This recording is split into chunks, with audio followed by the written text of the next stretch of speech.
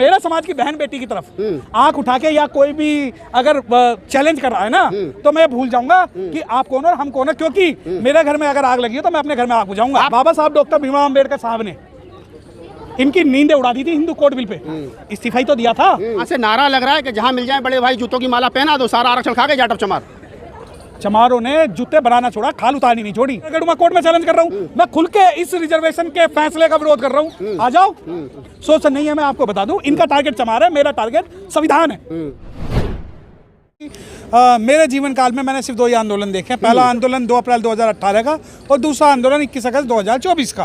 अब 2 अप्रैल 2018 के आंदोलन का जो सबसे बड़ा हमें सबक सीखना चाहिए था कि हम अपने किसी भी लोग को शहीद नहीं कर सकते उनकी गोलियों से, बंदूक से। तो इस आज का आंदोलन सही मायनों में सफल इसलिए कि जो दंगे फसाद 2 अप्रैल में दूसरे लोगों ने अभी तक कोई खबर नहीं है। नहीं, जो 2 अप्रैल 2018 में दूसरे लोगों ने जो दंगे किए थे जिसके कारण हमारे लोगों पे FIR हुई, वो इस बार नहीं होंगी। इस बार जो सारी चीजें होंगी वो संवैधानिक और कॉन्स्टिट्यूशनल रूप से होंगी, जिससे कि सरकार के कानों तक मैसेज जाएगा। आप ये देखिए कि ये जरूरी नहीं है कि अंजाम तक हर चीज को पहुंचाया जाए। बिल्कुल, हमें लड़ाई इस प्रकार लड़नी है कि लोग हमारा जो भविष्य, जो इतिहास है हमारा, उसको भविष्य में हमें लोग जाने। अब आप ये देखिए कि आज का आंदोलन रहा, पहली बार वकीलों की फौज ने सुप्रीम कोर्ट का घेराव किया। क्या कोई हमारे लोगों को ये लगता था कि भाई अगर सुप्रीम कोर्ट का हम घेराव करेंगे तो हमारे ऊपर कंटेम्प्ट लगी जाएगी, जेल चले जाएंगे? हाँ, जाने दो, रजिस्ट्रेशन खत्म हो जाएगा। हम तैयार हैं। सैकड़ों हजारों आज वहाँ पर जो बहुजन समाज के जो अम्बेडकर एडवोकेट थे, हाँ कुछ लोग ऐसे भी हैं जो नहीं आए, परंतु मैं तैयार हूँ। मेरे पास ये एक ब्लड प्रूफ जैकेट जिसे हम काला कोट पहनते हैं, ये कोट के अंदर अगर समाज का रिप्रेजेंटेशन के लिए, तो बाहर अगर मुझे इससे पैसे नहीं मिले तो मैं उसको त्याग सकता हूँ। जब आप आंदोलन की बात करते हैं तो यकीन मानिए कि मैं 100 में से 80 नंबर इस आंदोलन को दे रहा हूँ। आंदोलन बहुत बढ़िया रहा। आंदोलन बहुत बढ़िया रहा। सुप्रीम कोर्ट का जो जजमेंट है, उस जजमेंट से जो लोग नाखुश हैं, या फिर नाखुश तो आप जो आंदोलन कर रहे हैं वो लोग हैं, लेकिन जो लोग खुश हैं, जो कह रहे हैं हम मिठाई बांटेंगे, क्या कारण है? वो उसको समझ नहीं पा रहे हैं या समझा नहीं पा रहे हैं? देखिए, 2 चीज़ें हैं कि जिस वर्ग की वो बात कर रहे हैं, जिस जाति की बात कर रहे हैं, आज 70 साल बाद हमें समझ में आया कि रिजर्वेशन क्या है। हमें पता है कि डाइवर्ट रिजर्वेशन क्या है, हमें पता है कि रिजर्वेशन कैसे लिया जाता है। अगर आज हमारा रिजर्वेशन खत्म कर दिया जाएगा, देखिए अगर एश्योर्ड गारंटी प्रोग्राम हो तो हम भी इस बारे में समर्थन करेंगे कि हाँ ठीक है, आप सब क्लासिफिकेशन कर दीजिए। देखिए, हमारी लड़ाई जो अपने समाज से नहीं है, ये बात आप मान के चलिए। अगर सुप्रीम कोर्ट ये कहे कि अगला चीफ जस्टिस वाल्मीकि समाज से बनेगा तो हम उनका हाथ जोड़ के समर्थन करेंगे, और मैं इस फेवर में रहूंगा कि किसी भी शेड्यूल कास्ट को जज तो क्या उसे वकील भी ना बनाए। अगर सारे के सारे जो जजेस है, 30 के 30 जजेस, वो सिर्फ वाल्मीकि, भंगी, मेहतर, डोम, कुमार इस कम्युनिटी से बना दे, कोई दिक्कत नहीं है। परंतु रिजर्वेशन का ये एश्योर्ड गारंटीड प्रोग्राम नहीं है। ये क्या करेंगे? नोट फाउंड सूटेबल, उसे जनरल कैटेगरी में डाइवर्ट कर देंगे।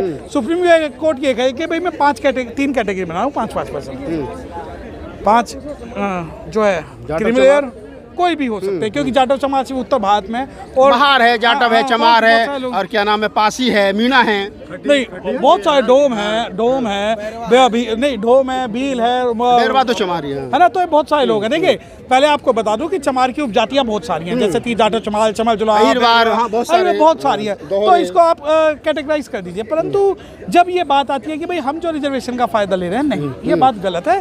उन लोगों को समझना पड़ेगा कि हम जो लोग हैं, हम उनके भाई हैं और हम उनके लिए भी लड़ाई लड़ भाई नहीं है। वहाँ से नारा लग रहा है कि जहाँ मिल जाए बड़े भाई जूतों की माला पहना दो, सारा आरक्षण खा गए जाटव चमार। चमारों ने जूते बनाना छोड़ा, खाल उतारनी नहीं छोड़ी। जो चैलेंज कर रहे हैं, रापी खुरबी आज भी तैयार है। अगर भाई मान रहे तो भाई है, नहीं तो फिर जो कहोगे ना, 500 थे महार, 500 थे महार और 26,000 थे पेशवा, तो पेशवाओं के 26,000 के 52,000 में शामिल हो जाना। एक आदमी मैं चैलेंज कर रहा हूँ, मैं सुप्रीम कोर्ट से आया हूँ, मैं मेरी टीम के जितने भी साथी हैं मैं चैलेंज कर रहा हूँ, मैं कड़कड़ुमा कोर्ट में चैलेंज कर रहा हूँ, मैं खुल के इस रिजर्वेशन के फैसले का विरोध कर रहा हूँ। आ जाओ, कैसे लड़ोगे? मैं तैयार हूँ संवैधानिक रूप से लड़ने के लिए, परंतु मेरा समाज की बहन बेटी की तरफ आंख उठा के या कोई भी अगर चैलेंज कर रहा है ना तो मैं भूल जाऊंगा कि आप कौन और हम कौन है, क्योंकि मेरे घर में अगर आग लगी हो तो मैं अपने घर में आग बुझाऊंगा। आप तो बड़े भाई हो, आपको तो समझना चाहिए, आपको सम्मान, आपको तो कम से कम हाथ पकड़ उनको बढ़ाना चाहिए था। ये देखिए, मैं इस बारे में नहीं कह रहा कि हमें हाथ बढ़ाना चाहिए, नहीं बढ़ाना चाहिए। यार मुझे एक बात बताओ, अगर सुप्रीम कोर्ट कल ये कह दे कि सभी शेड्यूल कास्ट के आगे हंडिया और पीछे झाड़ू लगेगी, तो क्या चमारों और महारों और मीनाओं के गले में लगेगी? उसमें तो सभी आएंगे। दूसरी बात, आप लड़ाई को डाइवर्ट कर रहे हैं। वो लड़ाई को डाइवर्ट कर रहे हैं कि हमारा रिजर्वेशन चमार खा गए। भाई मुझे एक बात बता दो, अगर तुम्हारा रिजर्वेशन चमार खा गए तो पूरे भारत में कितने चमारों के पास रोल्स रॉयस है? कितने चमारों के पास पूरे भारत के अंदर बुर्ज खलीफा पे उनकी कोठियां हैं, पाम जुमेरा में उनकी कोठियां हैं, किनके प्राइवेट जेट है, कितने बिजनेसमैन है? मैं मान लेता। आप कहते हैं कि नहीं ये खा गए क्योंकि इन्होंने हमें आगे नहीं बढ़ाया। अरे यार एक बात बताओ, पूरे भारत में 2000 शेड्यूल कास्ट की जातियां हैं, तो 2000 में से जो 1990 जातियां वो सिर्फ अपनी जातियों को कोसेंगी, तो इनके पास कोई डाटा नहीं है और ये तथ्यहीन बातें हैं। परंतु समाज को कमजोर ना समझे, हम जवाब देने के लिए पूर्ण रूप से तैयार हैं। मतलब आप कहीं ना कहीं टकराव की स्थिति में जा रहे हो? नहीं, टकराव नहीं। अगर हम पे हमला होगा तो हम छोड़ेंगे भी नहीं, छेड़ोगे तो छोड़ेंगे भी नहीं। आप हमला करके देख लीजिए, ये भी मैं कह रहा हूँ। अरे 2-4 अगर उनको वर्गीकरण के आधार पर 2-4% आरक्षण मिल जाएगा तो आपको दिक्कत क्या है? अरे तो एक बात बताओ ना, हमसे बात करें। मैं कह रहा हूँ, मैं पूरे जाटो चमार कम्युनिटी के मैं आपसे अंडरटेक कर रहा हूँ कि आने वाले 10 साल तक भारत की हर रिजर्व पोस्ट पे आप वाल्मीकि, आप चूड़ा, आप भंगी, हम मेहतर, आप मूसर, आप इनको दे दीजिए, हम क्लेम नहीं करेंगे 10 साल तक। जानते हैं 10 साल का मतलब? परंतु ये समाज कभी ये नहीं समझ पाया कि दिल्ली के अंदर एमसीडी के सफाई कर्मचारी आज तक परमानेंट नहीं हुआ।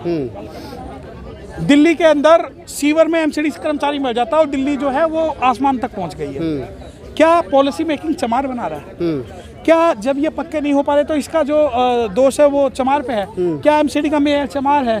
क्या दिल्ली के अंदर चमारों की सरकार है? हाँ, उत्तर प्रदेश में तो छाती फाड़ के मर जाते हैं, बहन जी ने नहीं किया। नहीं, उत्तर प्रदेश में भी आरोप लगाया मायावती पर कि जब स्वीपर की वैकेंसी आई थी उन्होंने ठाकुरों को दे दी, ब्राह्मणों को दे दी। अगर खाली स्वीपरों को होती तो उनका ज्यादा फायदा होता, तो आपने उनका वहाँ भी शोषण कराया। हाँ बिल्कुल बिल्कुल, मैं यही तो कह रहा हूँ कि बुरा जो ढूंढन में गया तो बुरा ना मिल गया कोई, जो तंजाका अपना तो मुझसे बुरा ना कोई। पूरे भारत में चमारों से लड़ने के लिए उत्तर प्रदेश ही है। जो 29 राज्य है उनके अंदर आज तक आप कोई डाटा पेश नहीं कर पाए। 29 राज्यों में आपकी जुबान भी नहीं खुलती। देखिए एक बात तो मैं आपके चैनल के माध्यम से खुल के कह रहा हूँ, बहुजन समाज या बहुजन मूवमेंट के नाम पे मैं चमार, महार, मीनाओं की बलि नहीं दे सकता। बहुजन मूवमेंट जो है कि एक कहावत है कि माँ मरी धी को धी मरी धींगड़ा को, तू तो मारे हमें, हम तेरे कोली भरे, वो चीज नहीं होगी, नहीं होगी। तो आप ये मानते हो कि बहुजन समाज बनाने के चक्कर में चमार, महार, मीणा, पासवान को बहुत नुकसान हुआ है? बहुत हुआ है, क्यों नहीं हुआ? काम करें हम। 2 अप्रैल में कितने वाल्मीकि शहीद हुए? 1। चमार कितने हुए? 13। उत्तर भारत के अंदर बाबा साहब को लाने का श्रेय किसे जाता है? चमार को। उत्तर भारत के अंदर सबसे पूरे दुनिया की सबसे बड़ी सरकार बनाने का श्रेय किसे जाता है? चमारों को। पिटा उत्तर प्रदेश में कौन सबसे ज्यादा? चमार। सबसे ज्यादा आग किसके पास लगी? चमार। और मलाई खाओगे तुम, मलाई खाओगे तुम। ठीक है, हम क्रिया की प्रतिक्रिया कर रहे हैं, हम लड़ रहे हैं, तो आप कह रहे हो कि हम जो है हम इनका शोषण कर रहे हैं। भैया मेरी बात सुनो, शोषण नहीं है, मैं आपको बता दूं, इनका टारगेट चमार है, मेरा टारगेट संविधान है। मैं संविधान बचाऊंगा, मैं बाबा साहब की बात करूंगा, आप करते रहो। एक वो है कि अरे वो कौन सा था दोहा, सुनाओ, है ना? तो एक कहानी है कि इन लोगों के लिए टारगेट हम है, लेकिन मेरे लिए टारगेट जो है दूसरी व्यवस्था है। परंतु मैं अपनी बहन बेटियों को गाली नहीं देने दूंगा, मैं अपने समाज के ऊपर कोई भी आरोप प्रत्यारोप नहीं करने दूंगा। और अगर जो बीच का कोई रास्ता बनता है? ना ना ना, कोई रास्ता नहीं है, रास्ता कोई नहीं है। मैंने क्या बताया, मामरी धी को धीमरी धींगड़ा को, तू मुझे गाली देता रहा, मैं तेरे गले लगाता रहा, मैं नहीं कर, मैं उस विचारधारा का आदमी नहीं हूँ। इतिहास है कि जितनी वीडियो, जितनी गालियां तुम दे रहे हो, हमने भी साहब काशीराम कहते थे ना, जाके इस दीवारों पे लिख दो तुम इस देश के शासक हो। तो वही आज मैं लिख रहा हूँ इन दीवारों पे कि जब जाटव, चमार, Ambedkarite, Buddhist, Mahar supreme court के खिलाफ संविधान बचाने के लिए, अम्बेडकराइट सोल बचाने के लिए लड़ रहा था, ये लोग हमसे लड़ रहे थे। वो सुप्रीम कोर्ट का धन्यवाद कर रहे हैं। हाँ तो करो ना, धन्यवाद आप कर लो, बनवा लो आने वाले 200 साल तक। अगर अच्छा एक सवाल और लेते हैं वकील साहब आपसे, क्योंकि आप कानून के ज्ञाता हो। अगर सुप्रीम कोर्ट ने डिसीजन दे दिया, अब आप क्या करोगे? रिव्यू पिटीशन में जाओगे, क्या करोगे? 9 जजों की बेंच में जाओगे, सरकार पर दबाव बनाओगे, क्या है अगला कदम? 2 चीजें, जब चादर गंदी होती है तो पूरी धोना चाहिए, कोना नहीं धोना चाहिए। हम रिव्यू पिटीशन भी फाइल कर रहे हैं, हम सरकार पर भी दबाव बना रहे हैं, और ये बहुजन समाज की जीत है कि भारत के प्रधानमंत्री ने ये बात बोल दिया कि क्रीमी लेयर नहीं लगेगा। अब बचा सब क्लासिफिकेशन।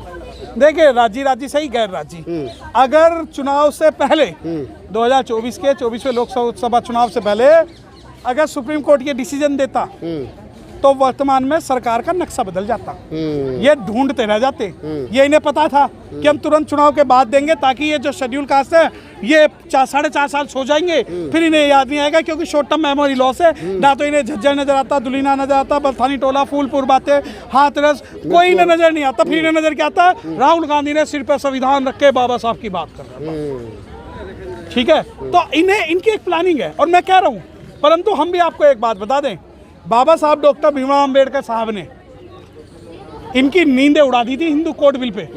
इस्तीफा ही तो दिया था, परंतु आज भी लागू हो रहा है। तो चाहे 50 साल हो, 60 साल हो, ये समाज लड़ाई लड़ेगा। आप कुल मिलाकर ये कह रहे हैं कि हम लोग रिव्यू पिटीशन में जाएंगे, सरकार पर दबाव भी बनाएंगे। बिल्कुल बिल्कुल बिल्कुल, अब सारी लड़ाई लड़ेंगे। एक लास्ट सवाल ले लेते हैं चलते चलते कि क्या ऐसा कुछ हो सकता है कि बैठ करके टेबल पर बात की जाए? जो वाल्मीकि समाज में कुछ लोग बागी हो गए, कुछ लोग वाल्मीकि समाज के लोग ऐसे भी जो समर्थन में हो गए, नहीं ठीक है आप लोग ठीक कह रहे हो, ये लोग जो बोल रहे हैं गलत बोल रहे हैं, तो क्या कोई टेबल पर बातचीत का रास्ता बन सकता है? क्या बात कर रहे हो, क्या बात कर रहे हो आप?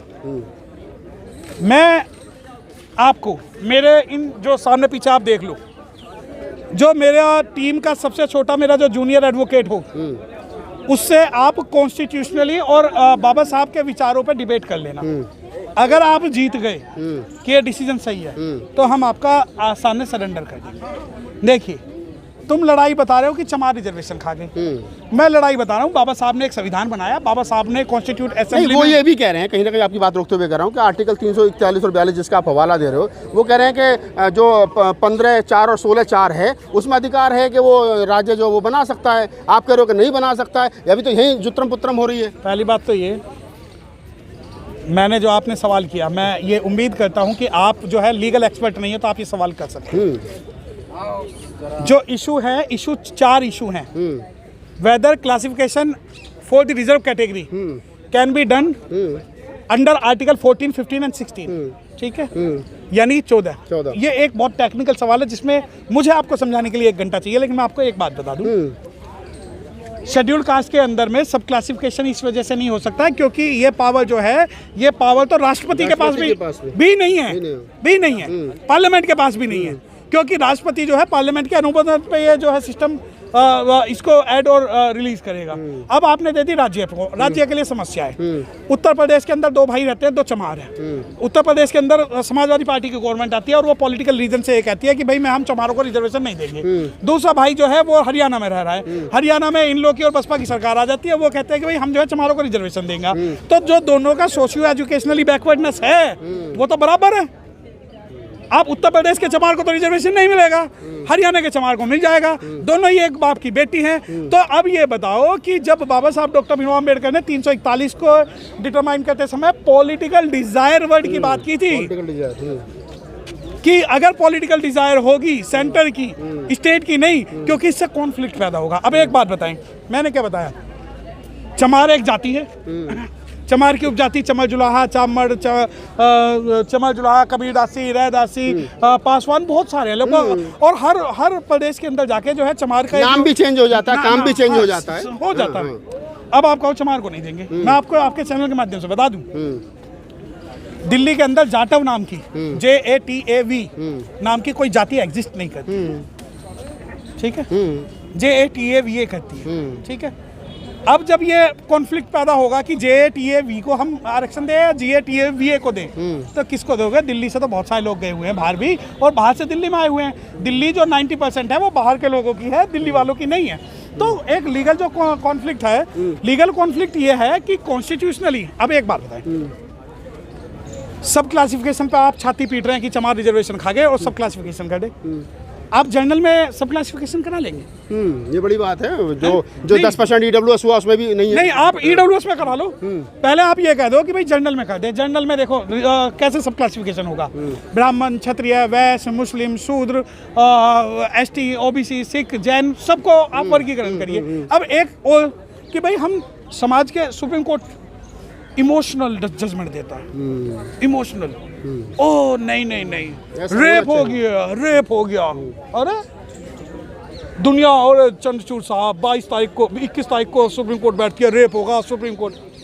खेलांजी में जब हमारी महिला के प्राइवेट पेट में तलवार देके काटी गई तब कहाँ थे? मुजफ्फरनगर में जब उसके प्राइवेट पार्ट काटे गए, तब बिहार की हाल ही घटना है पटना। बिहार के अंदर काटे गए। क्या ये इन शेड्यूल कास्ट की महिलाओं का आपको रेप नहीं दिखता सुप्रीम कोर्ट को? दूसरी बात कि जो सुप्रीम कोर्ट का रवैया है, हमें इमोशनली कुछ नहीं चाहिए। Justice Pankaj Mittal page number 40 judgement में ये कहते हैं कि रामचरितमानस और गीता में ये कहा गया है कि जो वर्ण सिस्टम है वो कर्म आधारित है, जन्म आधारित नहीं है।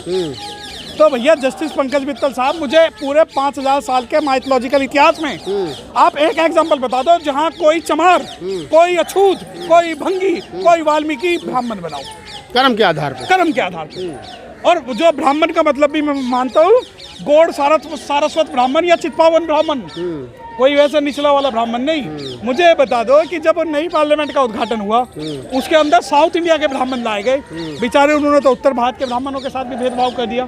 तो अगर आप ऐसा ब्राह्मण बनाओगे तो मैं बिल्कुल विरोध करता हूँ कि जस्टिस पंकज मित्तल की जजमेंट का और इस पूरी जजमेंट का। आप एडवोकेट सत्यप्रकाश हैं और हर मामले पर मुखरता से अपनी बात जो है वो हमेशा रखते हैं। आज हमें उनसे बातचीत की, और बातचीत तो हमारे जो सिलसिला था वो शुरू हुआ आज के भारत बंद से, और जिस प्रकार से उन्होंने सारी चीज़ें एक एक चीज़ क्लियर करके बताई है, इतना तो तय है कि अब ये जो लड़ाई है आर और पार के मूड में है, क्योंकि एडवोकेट सत्यप्रकाश जी बात से लग गया है कि आर और पार के मूड में है। या तो ये डिसीजन वापस होगा या फिर सरकार को घेरा जाएगा। जो भी होगा कुल मिलाकर के जो एक समाज जिसको टारगेट किया जा रहा है, जाटव चमार समाज, महार समाज, पासवान और मीणा, ये जो बड़ी जातियां हैं शेड्यूल कास्ट शेड्यूल ट्राइब की, ये चुप रहने के लिए नहीं है। इस पूरी बातचीत के बारे में आपकी क्या प्रतिक्रिया में कमेंट सेक्शन में बताइए। धन्यवाद।